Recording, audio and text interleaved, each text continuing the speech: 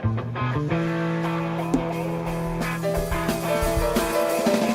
afternoon, everybody. Welcome to Trader Merlin for your Tuesday edition. Final show for the week. I know. I apologize. Got stuff to do. Going to a good old wedding. But anyway, we will have a good show today. Kind of sets you up for the next couple of days, and then you're on your own Wednesday, Thursday, and Friday. But back on the saddle on Monday. I'm off Tuesday. Too many things going on in my personal life, guys. Sorry about that. But I know. All right, let's I was going to talk about the Microsoft thing to start with. May as well. Let's do that first, and then I'll go to the inflation thing, just because you guys already jumped the gun there and talked about that vote. So I'll bring up the Microsoft vote. What's the issue? What's the problem? Why do they not vote on it? Look, I mentioned this on yesterday's show that I think it's great that the vote is being put to the shareholders, right? It's important that the shareholders can hear their voice. What we didn't get to see is what the voting looked like. I read that it was very weak turnout, very little support for the initiative. Well, why? Because, of course, people like Bill Gates, who have still a lion's share of the shares, can sway the vote. You know, it's kind of like looking at Trump's new cryptocurrency. When you hold a majority of the coins or tokens, you can make it do whatever you want.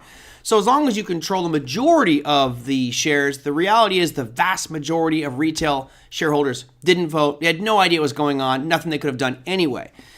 And since the board has already said in the past that they've analyzed this, they don't want to take the risk, and their arguments are actually, I hate to say it, their arguments are actually okay from one perspective. The arguments that the board gave was, we can't put our shareholders' cash into extremely volatile instruments, right? We don't want to take on that kind of risk. And I think that that's a good thing. However, what they're, I guess, pigeonholing themselves into is an all or nothing deal. Like, yeah, certainly you don't want to put $78 billion into Bitcoin. That would be foolish. It'd be dangerous to your company. Way too much volatility. That could cause problems.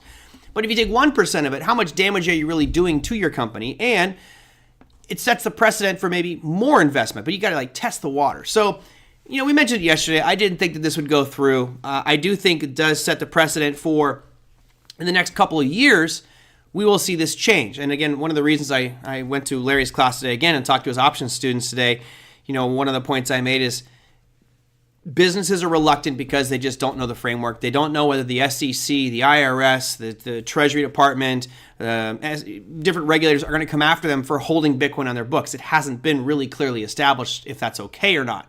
And it's still not there.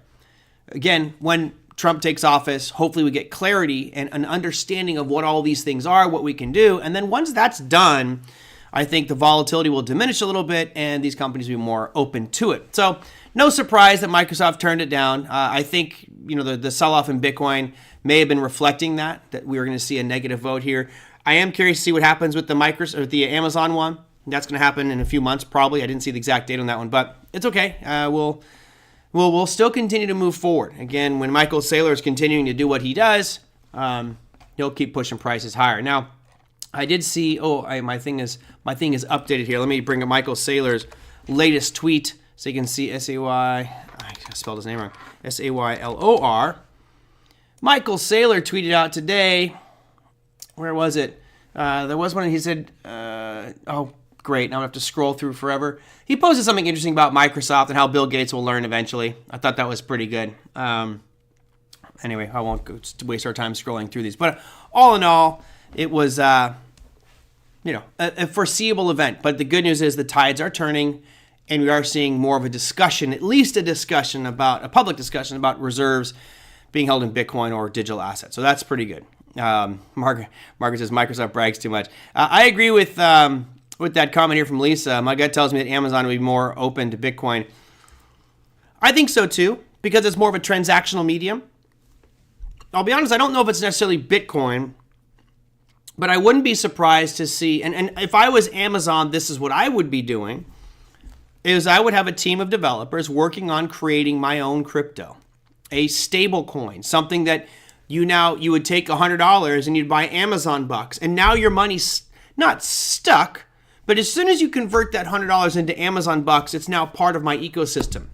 And I would probably put that on a blockchain that's very fast.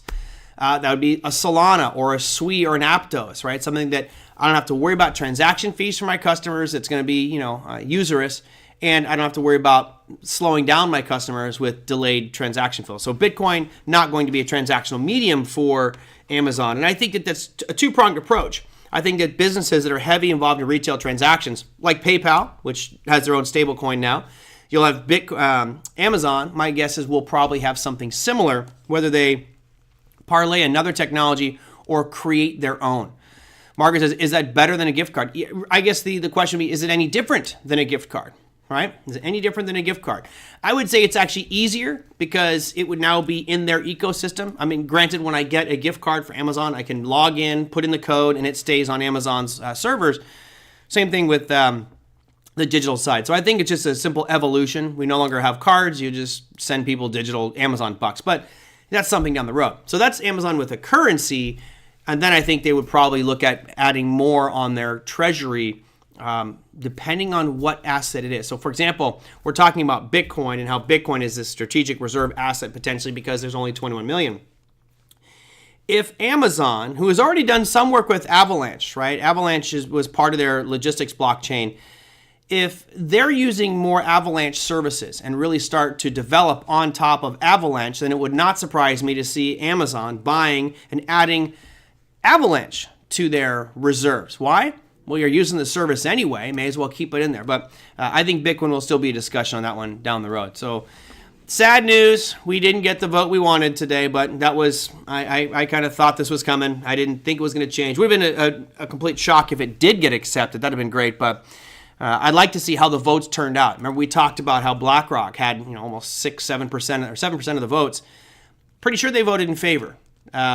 Let's real quickly, I wish I could just talk and say this, but what percentage of Microsoft does Gates own in shares?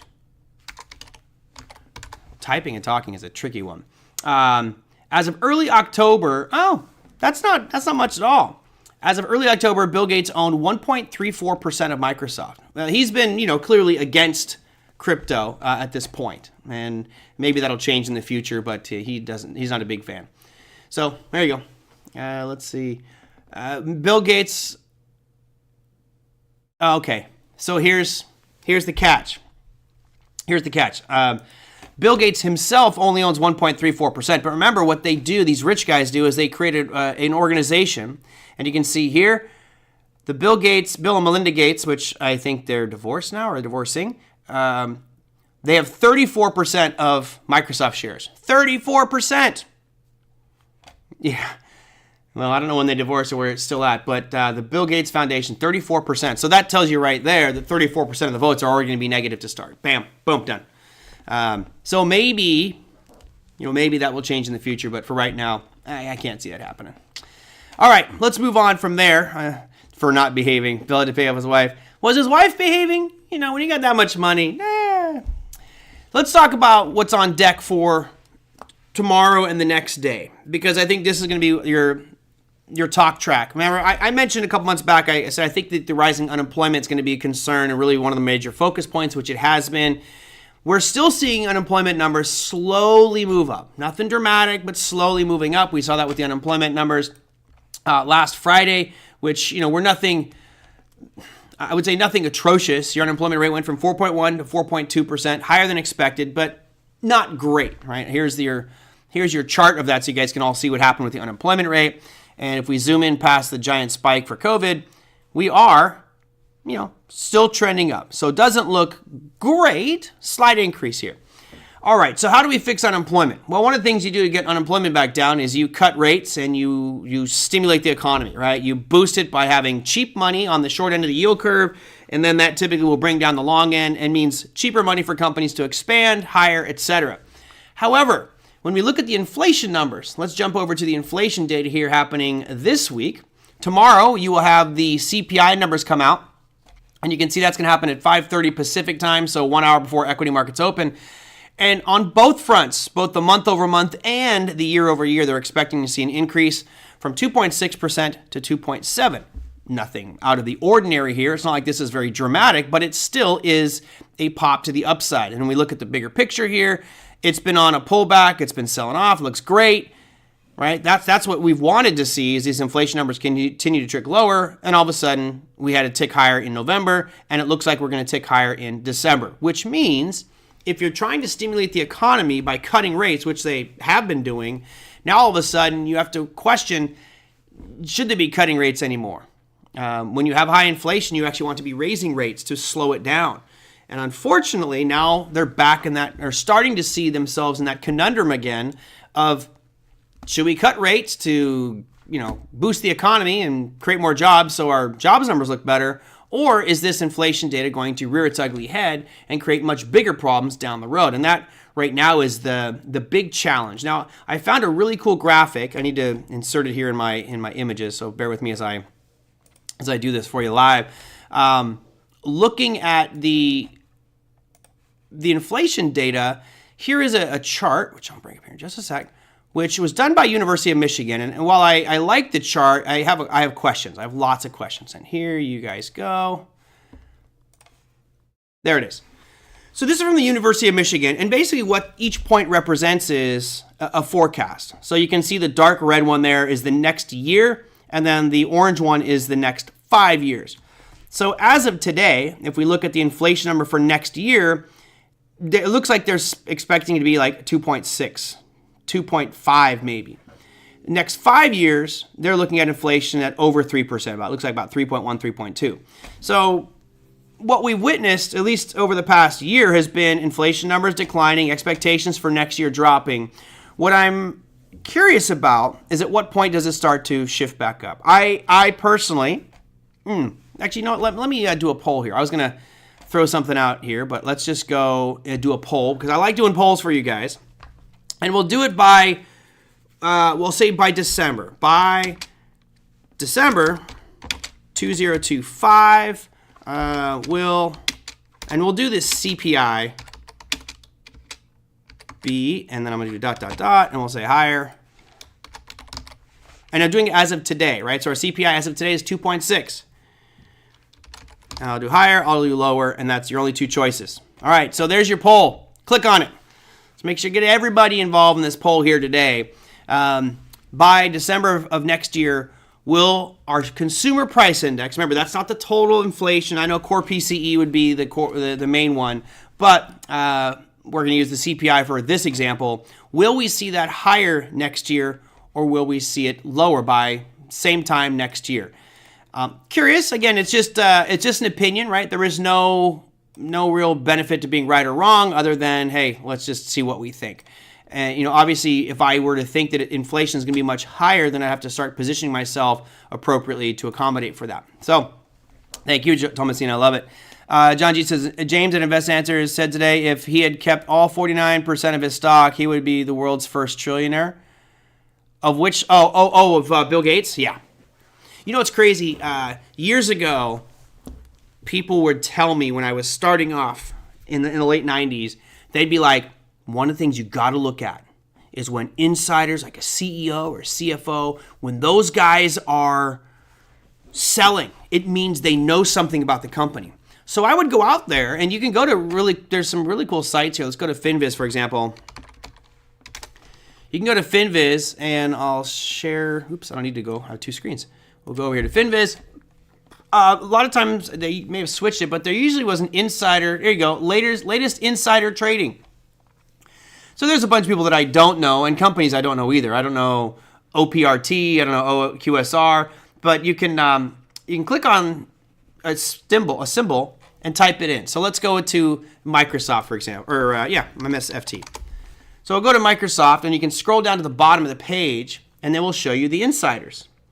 So you can see upgrades and downgrades. We'll scroll past the news. And there's your executive vice president, Numoto Takeshi, has been selling, but not a lot, right? You can see quite a few people here on Microsoft have been selling, although I don't see Satya doing much. Here's Satya.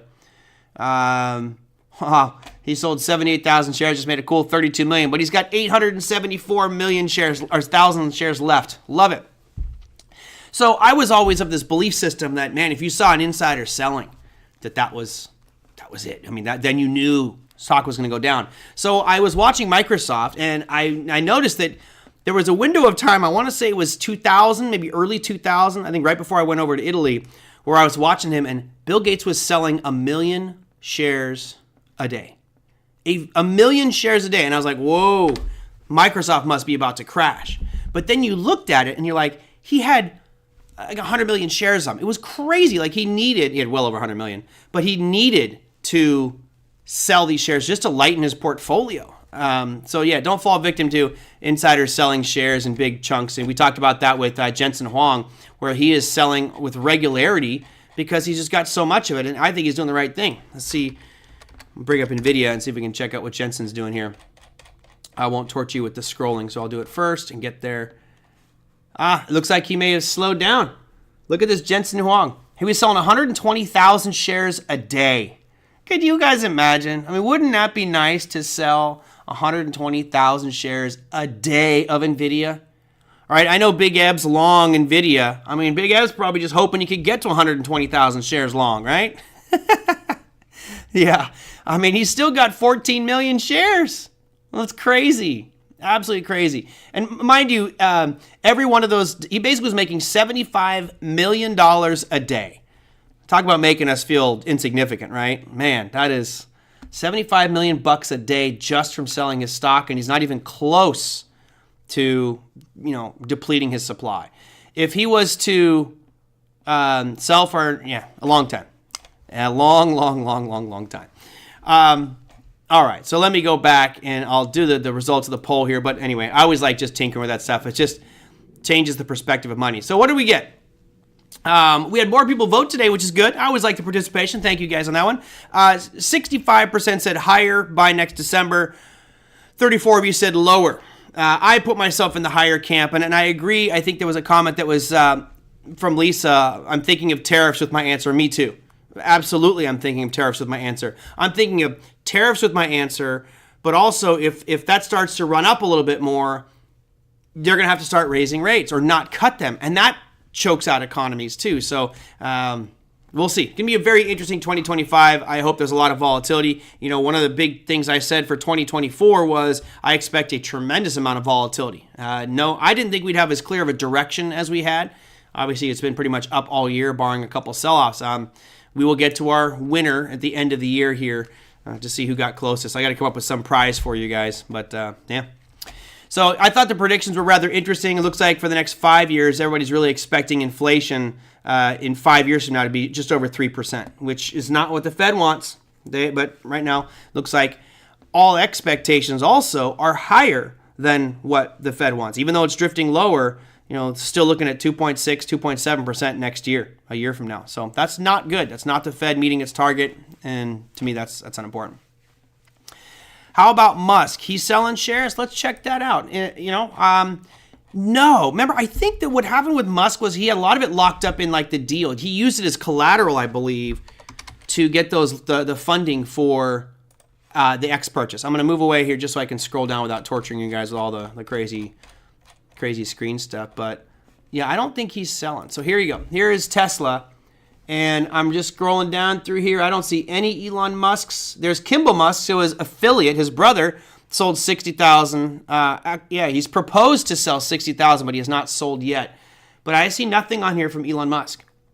And that speaks volumes. I'm pretty sure he's got a large holding of it. Had Kimball Musk. It would be nice to be Elon's brother.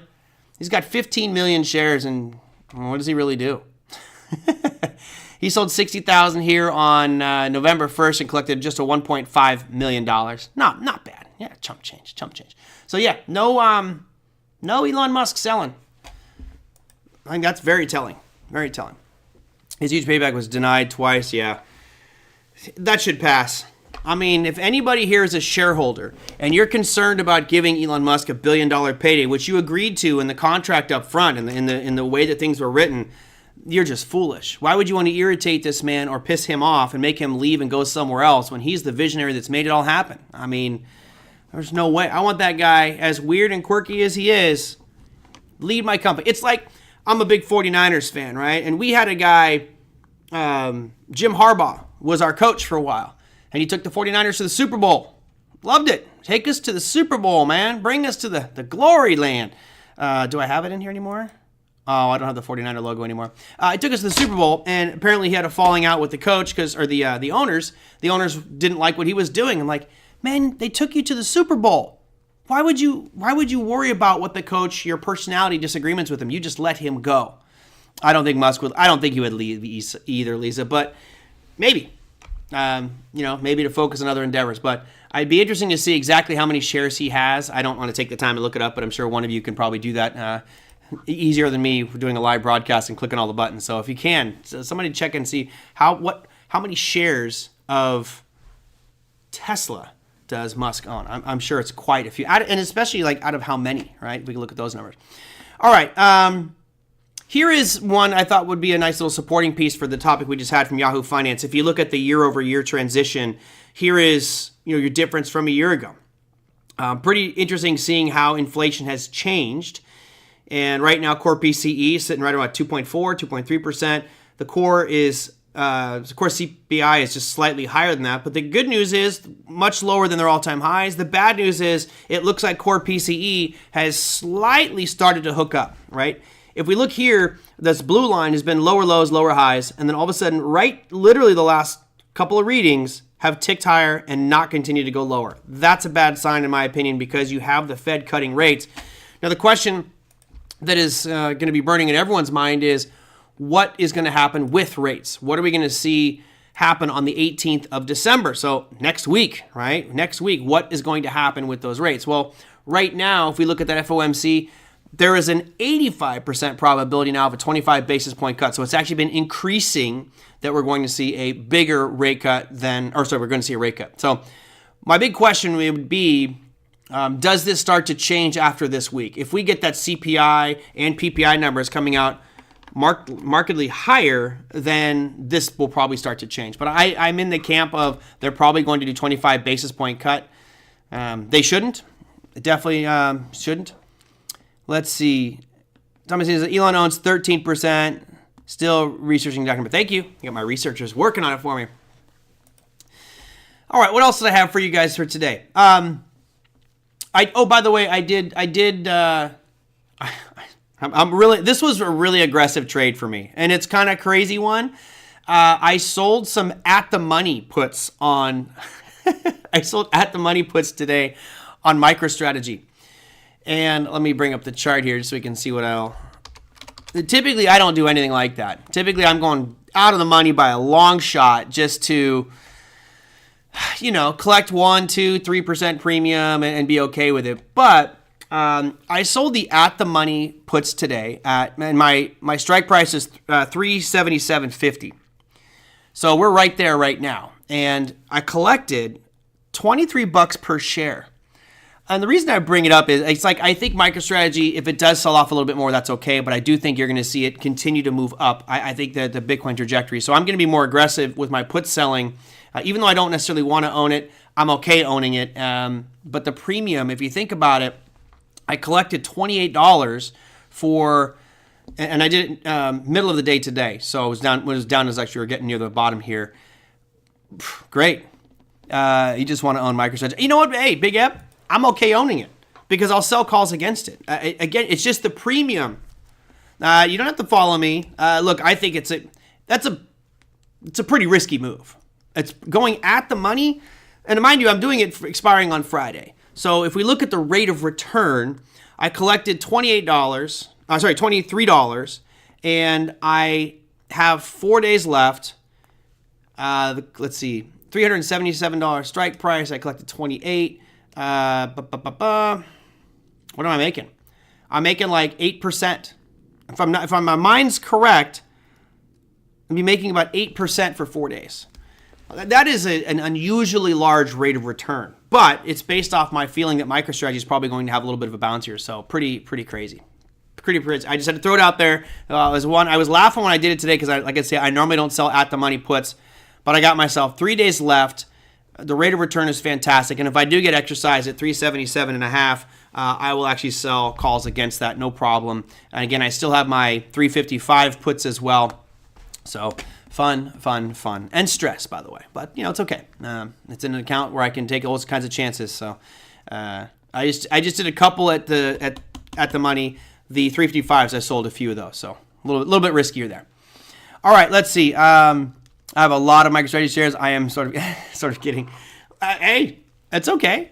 You can have a ton of them. It's, if you're long on MicroStrategy, I would think that for me personally, if I was long MSTR right now, and let's just assume that I'm long at 377, right? Actually, let me just change it. Assume I'm long at 355, right? And knowing we're at 377 now, I would be looking out at strike prices at like the 425, 450s expiring on a weekly basis, and I would sell the weeklies. I'd go way out of the money where I don't believe I'm going to get hit, but I'm going to be adding 1 or 2% per week extra in my pocket and lower my cost basis. That's what I would be doing on MicroStrategy. Yeah, and Margaret says the demand zone's still holding. It is, and that's why I chose the 355 as my level there. The way we sold off and then bounced off of it, I'm okay with owning it right at 355. The big difference with this one is Big Ed points out. He says that's speculator premium. Absolutely. If something bad happens with MicroStrategy, if all of a sudden the SEC comes in and says, hey, we're going to do an investigation into MicroStrategy just to check that everything's on board, this thing's plummeting. So it is a pretty substantial risk. But again, that's why you're getting paid that premium.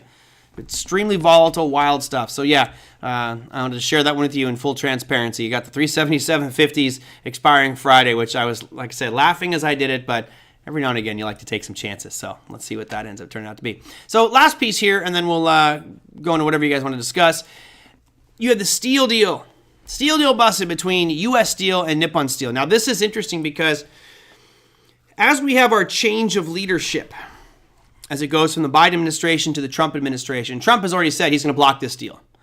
So it kind of makes sense for Biden to jump in here and be like, yeah, I'm going to block that deal too. It's like to steal a little bit of thunder away from Trump so he can say, yeah, I blocked this deal. Is this good for markets? Is it bad for markets? I'm curious what your take is on it. If you look at U.S. Steel, pretty significant moves today. I was actually looking at selling some puts on this one today just because that tail was so long, but I was distracted in teaching classes and doing other stuff, but didn't make a move on this one. I like U.S. Steel long term. I think U.S. Steel is probably going to do fine, but this deal caused a lot of big sell-off today. It's down 9.68% on the close. At one point during the day, we were down, let me get the exact number for you, you're down 22% on U.S. Steel because Nippon Steel, looking at buying U.S. Steel, they squashed that deal. Moved, get rid of it. So the reason for it is just the systemic risk of having foreign entities own, I guess, staples of the United States. Like, we need our own steel production. If we were to have Nippon Steel own this, then U.S. Steel would technically be owned by the Japanese, and they could kind of do what they wanted with it. Not that we're going to have any conflict with the Japanese anytime soon. I think we've already established that hierarchy. But look at Chinese buying U.S. companies, right? And what if it was a Chinese company buying U.S. Steel or Occidental Petroleum or Chevron or Exxon or the Saudis coming in and buying Exxon or Chevron, right? Those types of deal, I think we're going to hear a lot more of getting squashed because of concerns of international countries buying and controlling strategic assets and things that we need here. Again, steel, pretty important. If this was controlled by an entity and they started gouging us on prices and just raising prices more and more and more and more, that creates disruption in our economy as well. So, it was halted. At least I didn't see that it was halted today. It makes sense when you make those kinds of announcements. If you look at the price chart of it intraday, it was wild. I didn't check. Oh, yeah. Yeah, you can see the halt right there. For anybody who's never seen a halt, this is typically what they look like. But let me bring up a 1 minute time frame here. And you can see as we go, there's 1226, 1227, 1228, and then it reopened at 1234. So they halted it for about 6 minutes, and then it opened up much lower, and then proceeded to, they actually halted it twice. Yeah, you're right. They halted it right here at 1228. It gaps down huge. Man, this would be so painful. Can you imagine? Imagine you went long, and in 1 minute, it goes from 37.80 and just falls like a rock. This is 60 seconds, down to 35.59. You're like, oh man, I want to get out. And you go to hit a sell order, and you hit sell at market. But you know what? When you hit that sell at market order and it opens back up, it fills you at the dead low and then screams higher. This is why you never use market orders in a fast-moving something like, especially when it's halted. Like cancel that right away. Absolutely. So, yeah, halted twice, and then you can just kind of tell by the minutes here that everything was fine after that. But yeah, halted twice. At least, yeah, there you go. 2 big halts there. Crazy. And it's good. I think that they should do halts. A lot of times people get attracted to the halts because it creates lots of volatility, but you got to be careful. I mean, those things will destroy your account if you're on the wrong side of one. This is one of the reasons I don't like to chase or to trade specific commodities. A lot of the agricultural stuff has these lock limit downs, and they can freeze lock limit up, and then all of a sudden they gap up to the next limit up. And if you're short, you're in trouble, man. You can't get out. You're trapped. It can be just colossally bad for you. Didn't Saudi buy one of our largest oil refineries a few years back? Don't remember. Even saw TV commercials promoting the sale of U.S. steel to Nippon. Great. Well, I think that this will be a bigger topic. I think you're going to hear a lot more discussion about this type of thing, about foreign entities controlling more U.S. companies. I know in some places around the world, they're preventing foreigners from buying property. Like, oh, well, the Chinese can't buy here.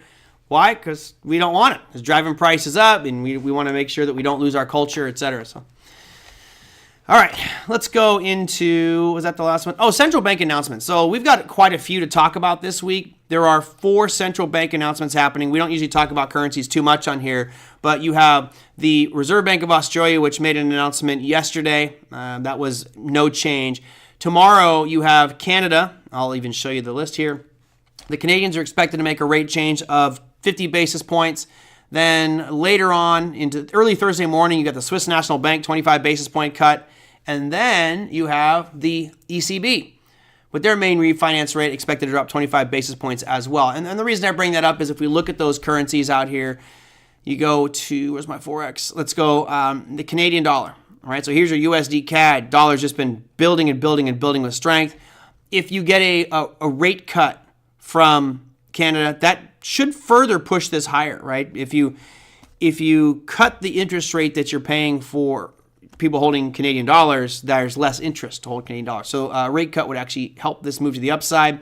If you look at the euro, right, that one's been on a pretty nice slide here. I think we have somebody, I think, was saying they're going over to Europe for vacation. Oh, that was Japan. I think, wasn't that you, Lisa, or are you going to Japan? Look at that Japanese yen here a little bit, but that's the ECB, the Canadian, the Swiss franc. I don't even have the CHF on here. Really? Oh, there's my Swiss franc. So the Swiss franc isn't anything dramatic, although it does look like a bullish flag right now where you have this nice bull run and then price channeling down sideways for the last 30 days. Just something to keep an eye on, particularly for those of you who are in that Forex market. Keep an eye on those 4 announcements because, well, 3 now is what's left for the week. And, of course, on Thursday, you will have your PPI numbers come out, which makes it very exciting. Okay, let me go through our top 10, and then we'll wrap things up here and go to whatever questions you guys have. Actually, let me see. China. Got it. I did the enunciation for you. Owning U.S. farmland, real bad. Yeah. I mean, look, it can be bad. It's not necessarily bad, but it opens the door to some bad things happening. And I agree with it. I think, as an American, I think, we should look at, I don't know what that makes me. I know there's a title that people would put on me as someone who says, we should make sure that, farmland isn't owned by the Chinese or, the Saudis don't buy oil refineries in the United States. I don't know. There's what's it called? It's not a patriot. That doesn't necessarily make me a patriot. It's almost discriminatory, really. But anyway, we'll just move on from there. So here's our top 8 for the day. Russell 2000, you had a down 0.4%. No big deal. It's just been drifting slightly lower, but nothing really aggressive based off these last, real big volatile weeks we had. Definitely selling off, but rather calm. Now, I didn't see anything on these charts that, I'll break it to a 4-hour. I didn't see anything in here that really screams of a demand zone. All right, you have one here right around 23.75, which will probably be your next stop, and we're pretty darn close to that today. And then ultimately, maybe getting down to the 23.30 mark based off that 4-hour time frame for the Russell. So all in all, I expected it to drift a little bit lower here, but not too much. NASDAQ, you of course had your FANG, or not your FANG tax, nationalist. There you go. I think nationalist is the right one. I'm a nationalist. I don't know if that's a bad term or not, but yes. Someone is saying, protect my country, protect my nation, da-da-da. And again, I don't want to sound like the bad nationalist. I don't think it's bad for foreigners to own real estate or land or other, but, I think when it becomes corporations and those types of entities, I think that could create some problems going forward. The red pill swallowed. No. If anything, I'd put myself more in a libertarian category. John. Trying to put me on the spotlight there. Nope. S&P 500. Look, I mentioned this the other day when we had our little harami back on last Thursday. So it's been a few days. We've now continued to drift lower here. Nice entry on that harami if you did follow through with it. Again, where do we see ourselves headed on this? I'd have to break this time frame apart to see the shorter targets. And I don't really see anything here that looks good. And if I look at this move that happened starting on the 15th? Yeah, the 15th of November, I don't see any demand zones in here that I look at and go, no, that looks so good. I don't know. None of these are really that appealing. So I don't see any strong demand, at least on this part of the chart. I have to go back to something bigger to find levels. But right now, I'm not too concerned with the little rollover we're seeing happen here. You had crude oil. Crude oil up 0.32%, but again, feeling weak. Feeling real weak. I'm kind of excited for crude oil, honestly, even though it's boring as all heck right now. I'm really excited for its break. If this does break, I think you could see a really quick move to the downside. Now, remember, we've still got OPEC meeting this week, so that creates all kinds of volatility. We're up just slightly, but those lower highs are concerning. It just keeps pushing. So dollar index is your fourth place finisher, 0.21% move to the upside today for the dollar index. Is it noteworthy? Something tradable? Not really. It almost feels like we're just starting to go sideways in a fairly tight range on this dollar. We'll see if we break out of it. We do have some supply zones being hit here. Typically, it's a down week for the markets before the end of year push. Yep. A light one, though. Not nothing dramatic, right? So here's your 10-year. That yield, we had a kind of an engulfing pattern on Monday's session. Today, we followed through with that. We're neutral right now, but a little bit of a pop. Nothing really to speak of here. This one is interesting. Second place, gold. Gold is number one. Second place is Bitcoin. It's now moved up to positive on the day, 0.19. You can see some would call this a spinning top or a long-legged doji, the candle we formed today, because it's slightly unchanged, just slightly down for the day. Actually, it's green. Slightly up for the day, with small topping and bottoming tails. What does that give us? Clues about direction? Not really. Usually it represents indecision. And it's tough to figure this out because we've had such wild swings, and all of a sudden we have indecision near the middle of a range. So I'm looking at this going, I don't know. I don't know which way we're going. I still am in the camp of believing that we're going to see it drift lower and get to the bottom end of this range, possibly test that 88,000 level on Bitcoin before we start to see rekindled interest in it. But, I don't know. Time will tell here. Obviously, I'd love to see it rally up by Friday just to keep my MicroStrategy in play and give me just a great rate of return. I mean, it's going to turn out to be if we close above 377.50, this is going to be a really good profit week, but that was kind of a gutsy play. And then finally, we talked about gold and how gold, needs to bust out of this range. And notice what happened over the last 2 days. Really nice big moves up. We come smack into that overhead level. That level, the precise number on it for those that are paying attention, is 2,723.2. That is the peak that we saw back here on the 25th of November. And here we are right back into it. This is a pretty good sign. To me, this is reflecting market sentiment of potential financial problems ahead for the U.S. economy, and maybe even anticipating the inflationary data coming out Wednesday and Thursday. So at this point, you've got two choices if you're trading gold. You can be really aggressive and start shorting it here at 27.20, which would be pretty risky in my opinion. You are coming back into an overhead supply area where it bounced off of aggressively before, so the imbalance of supply is definitely elevated. However, if those levels are broken through, you could see a pretty quick rip to the upside, and you're not that far away from hitting all-time highs yet again. So be very careful trading that gold. I wouldn't short here personally. I'd kind of wait for the break, maybe buy on a retest if it does retest. But there you go. So that's your top 7 markets or 8 markets. And then if we look back here at the FANG stocks, this one's worth mentioning. Google today releasing information about their new supercomputer, their quantum computer. And I got a lot of questions from people saying, hey, is this going to ruin crypto? No, it's not. We got to stop thinking this way. Well, but it's quantum computing. It's, thousands of times faster than traditional equipment. Yes, it is. All we have to do is change the encryption algorithm. If it even gets remotely close, what will happen? Again, for everybody who thinks Bitcoin, right? Bitcoin uses an encryption algorithm called SHA-256, right? It's just numbers. It's math. That cannot be cracked by any computer today. And what I mean by cracked is I can't point to an address and say, crack that one. Hard, brute force it. Can't do it. It's just impossible with the statistical variations. With this new quantum computer called Willow, it would take thousands of years to do it, to pick an address and say, go for it. They have these things called qubits. And apparently this Willow machine has 103 qubits. According to data scientists, in order to brute force something in a shorter period of time, like weeks or months, you'd need 13 million qubits. Now, are we going to get there? My guess would say yes, the way the technology innovates, but not today. Not next year, maybe a few years down the road. But then all we'd have to do is take SHA-256 and make it SHA-512 or SHA-1024 or SHA-2048, right? Just keep doubling the encryption length and make it even more impossible. How do we do that? The network would vote on it. So as soon as Bitcoin felt this was a potential threat, the community would make a proposal. It's called a BIP, Bitcoin Improvement Proposal. BIP 1579. I made up the number, by the way. And the miners would all vote this through. All they have to do is say, we're now going to use SHA-512 as our encryption algorithm, update the system, and now here you go, Google. You take your Willow quantum computer. It ain't working. It's different for things like Ethereum, but right now, Vitalik Buterin and his team have been talking about it for years, actually, the threat of quantum computing and putting in safeguards to protect that. So even though we have this amazing new computer debuting today, it's not mainstream. It's no BTC is us. Yes. Correct. Well, yeah, I'm going to say they. What I mean by they is the miners.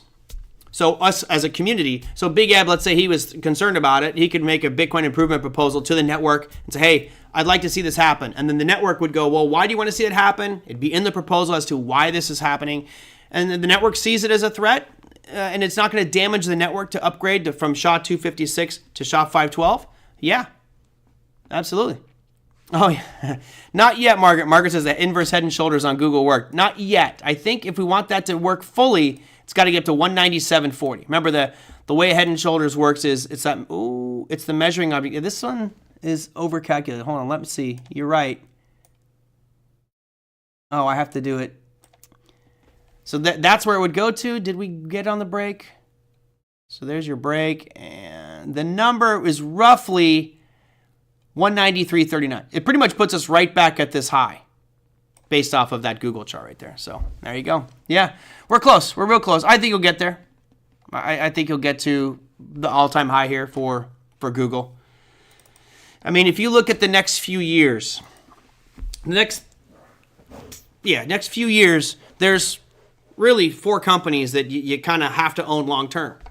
You got to own Amazon just because of their goods and service distribution, their ease and how they're getting into all these different market segments. They own pretty much the retail market, and I think they'll further push people out. So Amazon's number 1. NVIDIA is simply because of what they're producing, right? They're the only kid in town producing these chips that everyone wants for AI. Then you have your third one, which is Google. Google, because of its AI, because of its search dominance, and I know Tom, who's not here anymore, would always say it's about ad revenue, and he's right. However, they're now diversifying their holdings into other markets, and it's not just about ad revenue. They're now focusing a lot on AI. And then I think the one that is the number 1 in here, which I think should, and I'm regretting just that I'm not in it anymore, is Tesla. Tesla has positioned itself as this AI juggernaut. They have one of the largest stockpiles of these NVIDIA processors. And if they get all that online and they start training, which they are already doing, training AI models, then Tesla or XAI, right, that network will, in my opinion, be far superior than what you're getting from OpenAI. You have more processors, more power, faster learning. Elon Musk said he's going to have like 1 billion processors on this thing. It's kind of crazy. But yeah, I'm definitely a fan long-term of Tesla. I think the robots, the AI, the driverless cars, just the visionary piece behind it kind of makes Tesla a no-brainer for the next, few years. Unfortunately, it's gone from 140 up to 400 without me. Oh, Serenity, no! Oh well, is what it is. Ad revenue is just the rent it collects on its way to buying everything. Yeah, I would agree with that as well. All right. Time for me to wrap up. We covered our economic announcements for tomorrow. We got CPI tomorrow, PPI the next day. Earnings-wise, there's really nothing that exciting on the earnings front for the remainder of this week, so I wouldn't worry too much about that. I'll bring it up here just so we can take a peek and see if there's something on Thursday. Yeah, Steve said I'd add Microsoft and Apple to that. I'm personally, I can't have Apple in my portfolio. Not going to do it unless it's in an ETF. I don't know. I don't think Apple asserts that much dominance anymore. I know that they're so beloved. I just think out of the Magnificent Seven, I see Apple losing a little bit of its luster. Now, Microsoft, sure. Microsoft has made a very good switch, which brings them much more in tune with current technologies, cloud-based stuff. You've got AI, of course, big factor there. But also, some of the interviews I've listened to, I listen to a lot of interviews with like CEOs and prominent individuals in the business world, and their rave reviews of the CEO of Microsoft and how he has positioned himself to really be totally open with developers and encouraging developers to build with Microsoft and build better products and services. And when you have that sort of reputation, it used to be kind of this, I don't know, people didn't like Microsoft so much. Now it seems like it's getting better and better from a work perspective. So, I don't know. I could see throwing Microsoft in there. I personally would not have Apple, but that's just me. If we look at the other Magnificent Seven, I mean, they're magnificent for a reason. Definitely Google, definitely Tesla. Meta, okay, I guess. I'm not a huge fan. So I personally would just have those four. Google, Tesla, Amazon, NVIDIA, and maybe a little side dash of Microsoft. But I'm not a big fan of Apple, even though they're so dominant, and I am bullish on them. I mean, I talked about this when they made the announcement for that iPhone 16. I said near the tail end of this year, I expect there to be a surge, and I can't buy Apple. I hope some of you guys did. But yeah, this was kind of a predicted moment, right? You're basically making your new technology, forcing the old technology out, making it obsolete. Like, oh, you got an iPhone 14 that doesn't have Apple Intelligence and doesn't have my assistants and can't predict things and make my schedules. Oh, well, you're outdated. Look, I almost fell victim to it. I'd like to own the iPhone 16, but I just don't need to spend $1,000 on it. My phone works pretty darn good as it is. John says, I remember when the national debt was 3.75 trillion. Oh yeah, you're showing your age there, my friend. Yeah, you got to say with an old man voice, I remember when national debt. Cover your teeth so you sound like that grumpy old man. Funny part is it's not that long ago. U.S. I mean, just the crazy amount of debt we've incurred since COVID is just jaw-dropping. But here's our total amount of public debt. You go back to, you said 3.75? 3.75 was back in 1990. I remember it well. And then, by the time we got to COVID, it doesn't even look like it's keeping the most recent data. Oh, yeah, it is. There we go. COVID really launched this thing. And we went from total national debt of 23 to today we're at 34. So another $11 trillion in just 4 years. Crazy. Liz says, I have owned Apple for years. I love it. Good. Yeah, and, I hope you guys know me well enough that I'm not pitching bias. I just have a thing against Apple. If you love it and you think it's going to go up, great. Because of my trading plan, because of my rules in my trading plan, I can't own Apple. And I don't like that they're so guarded with their phones. I'd rather have Samsung, which is more open, etc. But it is what it is. All right, I'm going to wrap up. Let's, any last minute questions, send them on in. I am going to be gone, as I mentioned, Wednesday, Thursday, Friday.